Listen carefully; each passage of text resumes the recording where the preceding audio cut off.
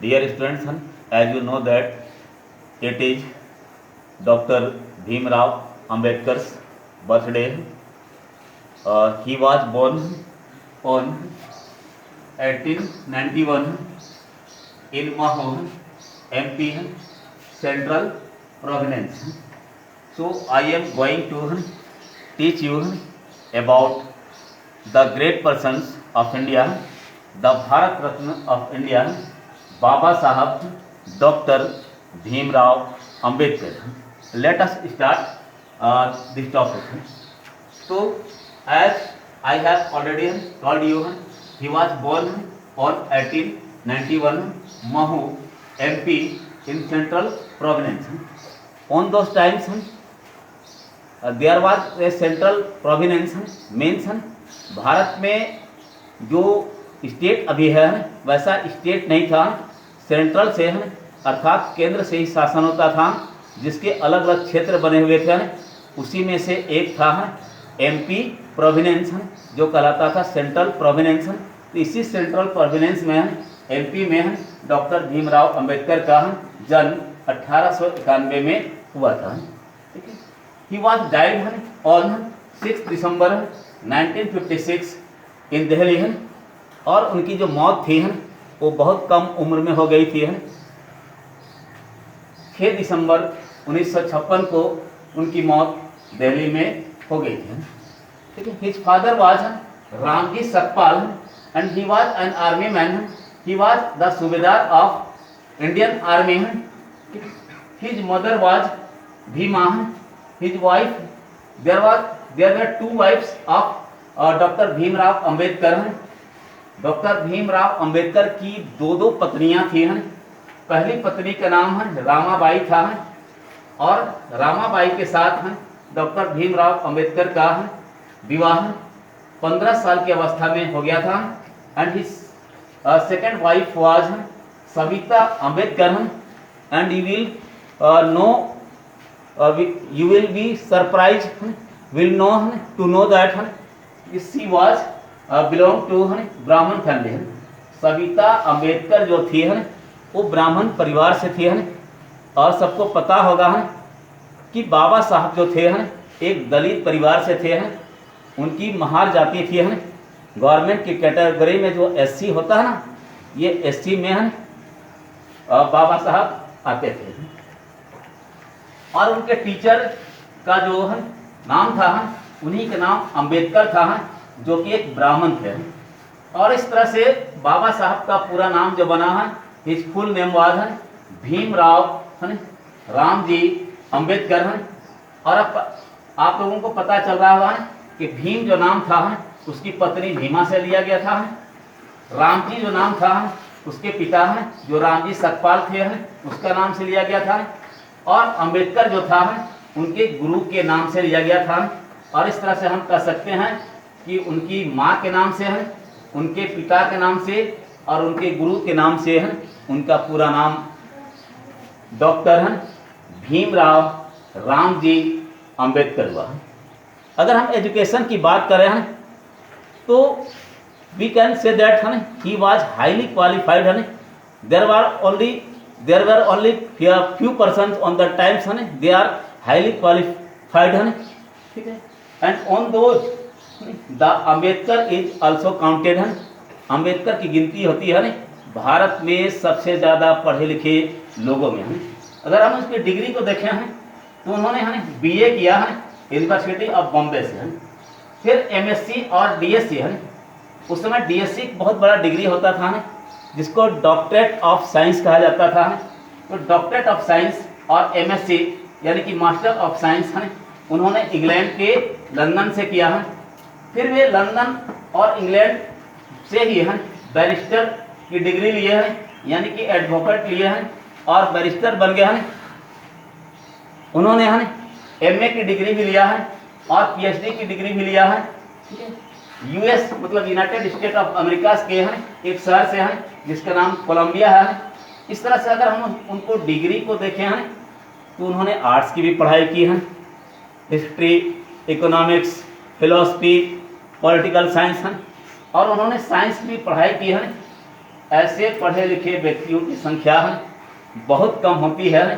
इस तरह से हम कह सकते हैं कि he was highly educated persons in our country है, and it is said that he had about 32 degrees है।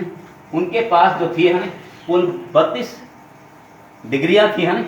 और अगर ये बात सही है तो मुझे लगता है कि भारत को कौन पूछे है, विदेशों में भी ऐसी डिग्रियां लेने वाले दूसरा कोई पर्सन नहीं था। तो हम कह सकते हैं कि एजुकेशन के मामले में हम जो डॉक्टर भीमराव अंबेडकर थे हैं वो बहुत ही आगे थे हैं। उन्होंने कहा भी था शिक्षा के बारे में कि शिक्षा एक ऐसी शेरनी है जिस शेरनी का जो दूध पीता है वो शेर के समान हो जाता है। इस तरह से एजुकेशन के प्रति बाबा साहब का सोच था। और जैसा कि मैं पहले ही बता चुका हूँ कि बाबा साहब बिलोंग करते थे दलित परिवार से, जाति उनकी महार थे। तो उस समय जो भारत में जो एथनिक प्रॉब्लम था या जातिगत जो समस्याएं थी वो बहुत ज़्यादा बढ़ गई थी। वैसे तो जाति प्रथा जो थी ये शुरू हुई थी वैदिक कालीन सभ्यता से, लेकिन अंग्रेज़ों के डिवाइड एंड रूल नीति के कारण भारत में और ख़ास करके हिंदुज़म में हिंदुत्व में या हिंदुओं के बीच में हम कह सकते हैं कि there are lots of problems of ethnic यानी कि जाति प्रथा बहुत ज़्यादा थी। भारत में जो हिंदू हैं वे 4 वर्गों में बटे हुए थे, आज भी बटे हुए हैं। ये वर्ग है ब्राह्मण, क्षत्रिय, वैश्य और शूद्र हैं। और मैं बार बार बता रहा हूँ कि वो शूद्र से बिलोंग करते थे। तो जब वे शिक्षा प्राप्त कर रहे थे तो स्कूलों में बहुत सारा प्रॉब्लम्स उन्होंने फील किया अनुभव किया जब वे प्राइमरी एजुकेशन की शिक्षा प्राप्त कर रहे थे तो स्कूल में भी उनके साथ या शूद्रों के साथ बहुत ज़्यादा गलत व्यवहार किया जाता था। उनको पानी नहीं पीने दिया जाता था और भी बहुत सारा उनके साथ डिस्क्रिमिनेट किया जाता था। So there were a discrimination in Hinduism in our country और he was oppose about it कि वे इनके खिलाफ थे। वे मानवता को मानने वाले थे। वे चाहते थे कि शूद्रों के साथ कोई अन्याय ना हो, लेकिन वे ये भी जानते थे कि समाज के जो दबे कुचले लोग हैं उनको तभी आगे बढ़ाया जा सकता है जब उनको शिक्षित किया जाए। और इसलिए उन्होंने सबसे पहले डिसीजन लिया कि वे खुद शिक्षित होंगे। चाहे शिक्षा लेने में हमको जितना भी कठिनाई हो कोई दिक्कत नहीं है, लेकिन मैं शिक्षित होऊंगा और समाज के दबे लोगों को शिक्षित करने को प्रेरित करूंगा।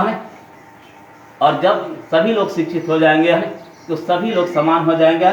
फिर शूद्रों के साथ जो गलत व्यवहार हो रहा है ये व्यवहार खुद ब खुद बंद हो जाएगा। आगे मैं बता रहा हूँ कि उनको एक बायोग्राफी दिया गया है बुद्ध का, गौतम बुद्ध महात्मा बुद्ध के जीवन के बारे में एक बुक दिया गया है। ये बुक देने वाले एक विद्वान थे जिनका नाम था दादा केलुस्कर। तो दादा केलुस्कर ने उनको बुद्ध की बायोग्राफी दिए हैं और बुद्ध की बायोग्राफी से वे काफ़ी प्रभावित हुए और उन्होंने देखा कि बौद्ध धर्म में जो है वो हिंदू धर्म की तरह ग्रुप नहीं है, एथनिक ग्रुप नहीं है। वहाँ पर सभी मानव एक समान है। और इसलिए मैं पहले ही बता दे रहा हूँ कि अपने मौत के कुछ दिन पहले यानी कि 1956 में जब उनका 6 दिसंबर को मौत हुआ तो उसी साल उन्होंने हिंदू धर्म को छोड़ करके बौद्ध धर्म अपना लिया था।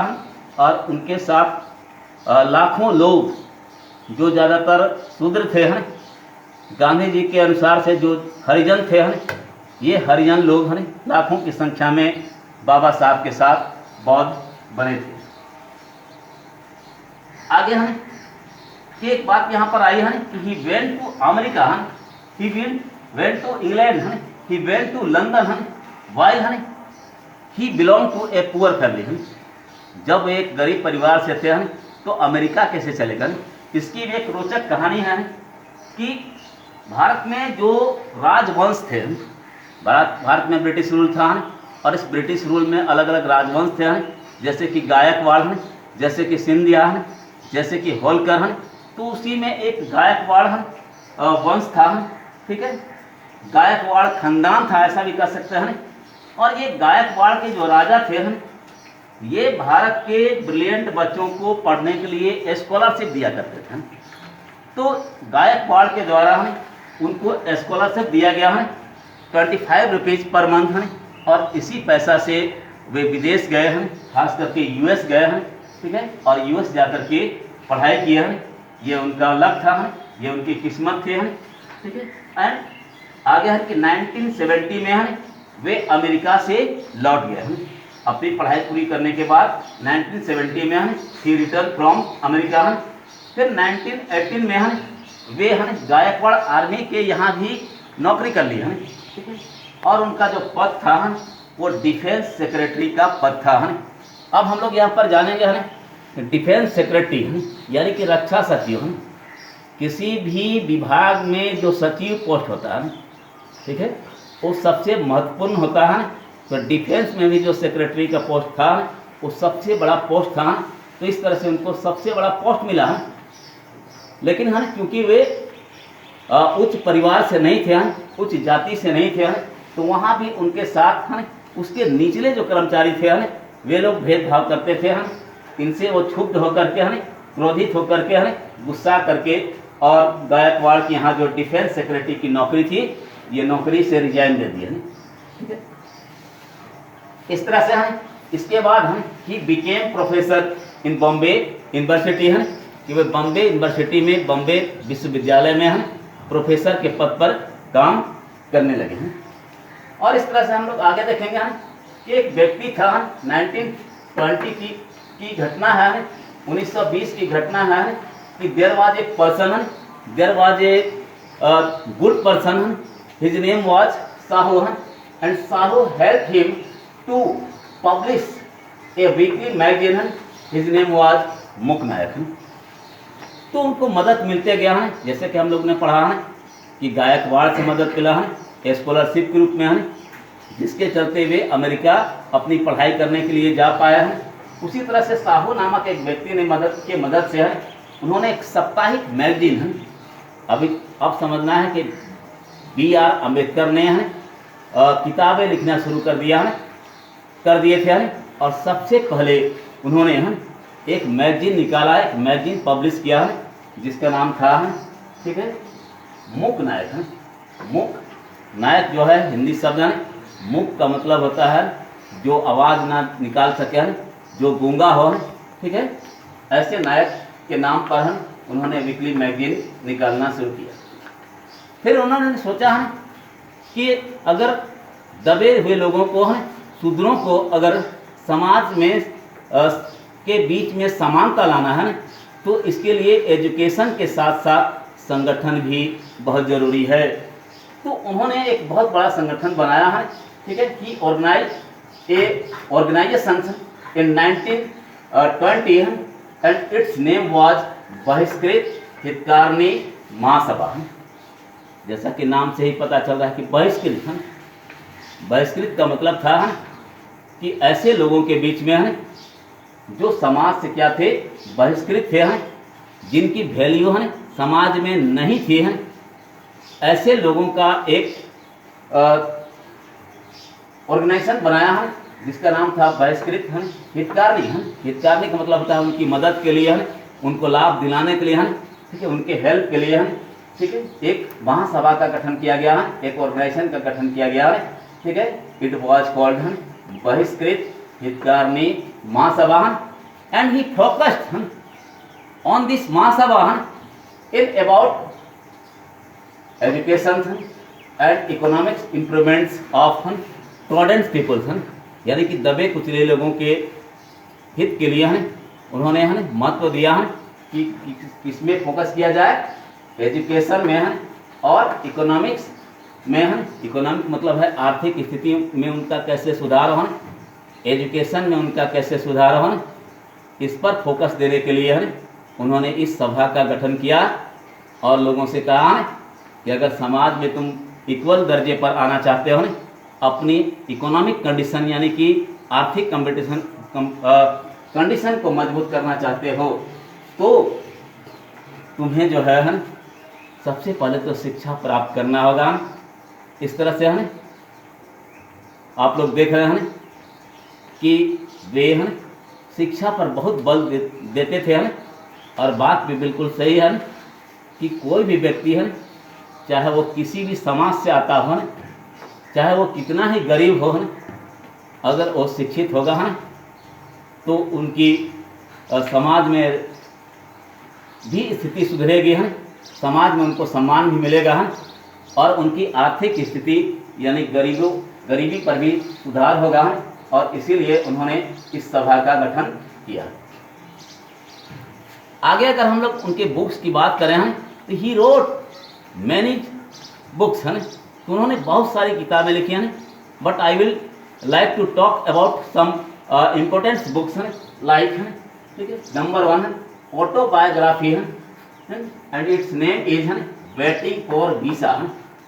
उन्होंने अपने जीवन वृत्त लिखा है, खुद के जीवन वृत्त को है अपने जीवन के बारे में लिखने को है अंग्रेजी में ऑटोबायोग्राफी कहा जाता है। और अगर केवल बायोग्राफी करें हैं तो बायोग्राफी कोई किसी के जीवन के बारे में बोलता है या लिखता है तो उसको बायोग्राफी कहते हैं, लेकिन कोई व्यक्ति अगर खुद के जीवन के बारे में लिखता है, अपने बारे में लिखता है तो उसको ऑटोबायोग्राफी कहा जाता है।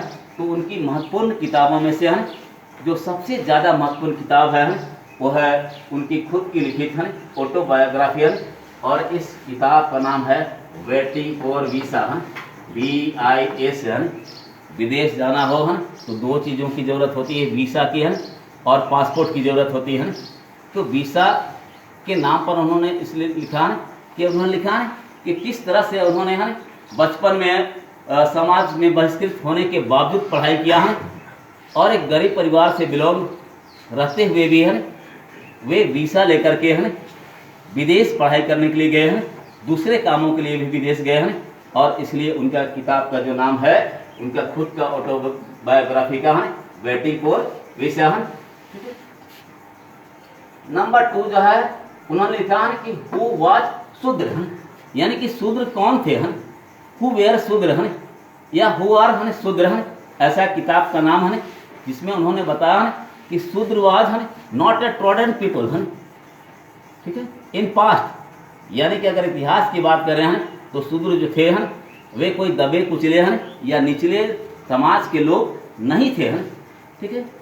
उन्होंने लिखा है कि शूद्र भी राजपूत थे हैं, ठीक है, शूद्र वेयर्स हैं ऑल्सो क्षत्रिय हैं and they are also the part of Kshatriya हैं। उन्होंने लिखा कि शूद्र भी क्या थे, क्षत्रियों के ही अंग थे हैं, लेकिन बाद में उनको अलग कर दिया गया है और उनको शूद्र बना दिया गया है। और उन्होंने मैक्स मुलर नामक एक विद्वान का की बात को गलत साबित किया है, जिसमें मैक्स मुलर ने कहा था कि भारत में जो आर्य थे ये दूसरे महाद्वीप से आए थे, ठीक है, और आर्य अलग थे और शूद्र अलग थे। उन्होंने लिखा है इस किताब में कि शूद्र भी भारतीय थे और आर्य भी भारतीय थे और आर्य राजपूत भी थे यानी क्षत्रिय भी थे और शूद्र भी क्षत्रिय थे, लेकिन बाद में किन्हीं कारणों से इनको अलग कर दिया गया है। तो ये 2 महत्वपूर्ण किताबों को याद करना है, इनके बारे में जानना चाहिए, इनको अध्ययन करना चाहिए। अब बात करते हैं कि उन्होंने संविधान कैसे लिखा है।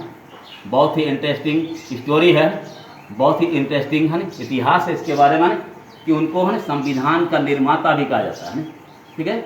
उनको संविधान लिखने वाला लेखक भी माना जाता है, जिन्होंने भारतीय संविधान को लिखा है, इंडियन कॉन्स्टिट्यूशन को लिखा है, जो दुनिया की सबसे बड़ी संविधान है।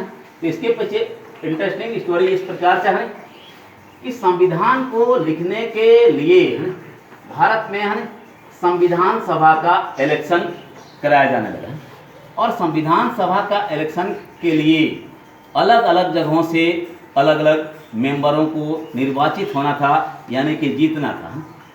तो इनका मेंबर बनने के लिए ठीक है, समझना है कि बी आर अम्बेडकर ने भी है अपना नामांकन किया, नॉमिनेशन किया है, कहाँ से? मुंबई विधानसभा से है। और जब ये मुंबई विधानसभा से अपना नामांकन भरे हैं, संविधान सभा का मेंबर बनने के लिए हैं, तो बहुत सारे लोग जो थे हैं वो नहीं चाहते थे कि अंबेडकर जैसा गरीब परिवार का या शूद्र परिवार का व्यक्ति है संविधान सभा का मेंबर बने हैं, और इसलिए उनको मुंबई विधानसभा से डिफीट करा दिया गया है, यानी कि हरा दिया गया। इसके बाद है उन्होंने अपना नॉमिनेशन है बंगाल से कराया है। अभी जो बांग्लादेश है उस समय वो भी बंगाल कहलाता था, तो अभी का जो बांग्लादेश है वहाँ से उन्होंने नेक्स्ट सीट के लिए नॉमिनेशन किया। और ये आश्चर्य की बात है कि मुस्लिम बाहुल होते हुए भी बाबा साहब बांग्लादेश यानी बंगाल के सीट से जीत गए हैं। लेकिन फिर एक घटना हुई है 1947 में है कि 1947 में है, ठीक है, देश की आज़ादी के पहले ही भारत की बंटवारा कर दिया गया है और पाकिस्तान को दो दो हिस्सा दे दिया गया है। लेफ्ट तरफ में है पाकिस्तान है जिसका नाम रखा गया है पश्चिमी पाकिस्तान है, और राइट तरफ में है बांग्लादेश है जिसका नाम रखा गया पूर्वी पाकिस्तान। इस तरह से जिस बांग्लादेश से है यानी जिस बंगाल से है वो संविधान सभा का मेंबर बने थे हैं, ये संविधान बनने के पहले ही खत्म हो गया। तो समझना है कि फिर से वो क्या बन गए, फिर से संविधान सभा के मेंबर से बाहर हो गए। ठीक है, तो इस समय एक बहुत बड़े व्यक्ति ने उनका फिर से मदद किया और उस व्यक्ति का नाम था बी.एन. राव। बी.एन. राव जो थे इनका भारतीय राजनीति में बहुत बड़ा प्रभाव था और बी.एन. राव ने उस समय के संविधान सभा के अध्यक्ष प्रेसिडेंट ऑफ संविधान सभा यानी कि संविधान सभा के अध्यक्ष डॉक्टर राजेंद्र प्रसाद बहुत बड़ा नाम है जो बाद में राष्ट्रपति बने हैं। तो राष्ट्रपति डॉक्टर राजेंद्र प्रसाद के से प्रेशर डाले हैं, दबाव डाले हैं कि अंबेडकर को हर हालत में संविधान सभा का मेंबर बनाया जाए। और इस तरह से बी.एन. राव के प्रेशर से के बाद डॉक्टर राजेंद्र प्रसाद ने ठीक है एक व्यक्ति को प्रेशर दिया जिसका नाम था बी.जी. खेर। और बी.जी. खेर से डॉक्टर राजेंद्र प्रसाद ने कहा कि मुंबई की सीट को खाली किया जाए। किसके लिए? डॉक्टर भीमराव अंबेडकर के लिए है। और इस तरह से बी.जी. खेर ने के प्रेशर से वहाँ पर एक व्यक्ति ने रिजाइन दे दिया। उस महान व्यक्ति का नाम भी था M.R. जयकर। और समझना है कि M.R. जयकर ने जो मुंबई सीट जीता हुआ था मुंबई सीट से रिजाइन दे दिया और इस तरह से अंबेडकर संविधान सभा के मेंबर बनाए गए। बाद में संविधान लिखने के लिए संविधान सभा का एक अलग से गठन को एक डिवाइड किया गया और उस डिवीजन का नाम था संविधान प्रारूप समिति और इस तरह से डॉक्टर अंबेडकर जो थे ये संविधान प्रारूप समिति के अध्यक्ष बन गए। और संविधान प्रारूप समिति के अध्यक्ष बनने के बाद समझना है कि इनके नेतृत्व में भारत का संविधान लिखा गया है। जैसा कि मैं बता चुका हूँ कि उन्होंने बहुत सारी डिग्रियां हासिल की थी। उन्होंने बहुत सारे देशों का संविधान पढ़ा और बहुत सारे देशों का संविधान पढ़ करके और ख़ास करके इंग्लैंड का संविधान पढ़ करके उन्होंने भारतीय कॉन्स्टिट्यूशन को लिखा। He wrote Indian constitution. ठीक है, उन्होंने भारत की संविधान को लिखा जो एक बहुत बड़ी बात थी क्योंकि उसी संविधान के तहत हम लोग आज चलते हैं। इस तरह से हम लोगों ने द ग्रेट बाबा साहब बी.आर. अम्बेडकर के बारे में आज जाना है। अगर उनके और भी किताबों की बात करें तो दो किताबें बहुत महत्वपूर्ण हैं जिनमें एक है Riders of Hinduism. Riders of Hinduism का मतलब है कि हिंदुत्व के अंदर पहेलियाँ राइडल्स का हिंदी होता है पहेलियाँ। और इस तरह से हिंदुइज्म के अंदर उन्होंने जो खास करके जातिवाद था, आज भी है कह सकता है, और आडंबरवाद था। आडंबरवाद का मतलब होता है दिखावा जो था कि पूजा पाठ में भी बहुत ज़्यादा दिखावा, बहुत ज़्यादा खर्च कर रहे हैं, मैरिज सेरेमनी में भी बहुत ज़्यादा खर्च कर रहे हैं, दूसरे प्रकार के सेरेमनी में भी जो बहुत ज़्यादा खर्च कर रहे हैं, इसको गलत प्रूफ करते हुए उन्होंने एक महत्वपूर्ण किताब लिखा है, और इस किताब का नाम था राइडल्स ऑफ हिंदुइज्म। ठीक है। फिर उन्होंने पाकिस्तान के बारे में भी लिखा है कि भारत से अलग होने में पाकिस्तान की सोच क्या थी। ठीक है। What was the thought to separate from India of Pakistan, यानी कि भारत से पाकिस्तान को अलग होने में पाकिस्तान की सोच क्या थी। इसके लिए उन्होंने एक बुक लिखा है जिसका नाम था थॉट ऑफ पाकिस्तान। इस तरह से मैंने आप लोगों को बताया एक ग्रेट पर्सन्स के बारे में जिनको डॉक्टर B.R. अम्बेडकर के नाम से हम लोग जानते हैं। और मैं बता चुका हूँ कि 1956 में मरणोपरांत जब उनकी मौत हो गई उसके बहुत दिन बाद शायद perhaps it was given in 1990 1990 में उनको भारत सरकार ने भारत के सर्वोच्च पद से सम्मानित किया और ये सर्वोच्च पद था भारत रत्न। और इस तरह से अब डॉक्टर भीमराव अंबेडकर केवल डॉक्टर भीमराव अंबेडकर नहीं कहलाते बल्कि भारत रत्न बाबा साहब डॉक्टर भीमराव अंबेडकर कहलाते हैं। जय भीम, जय हिंद।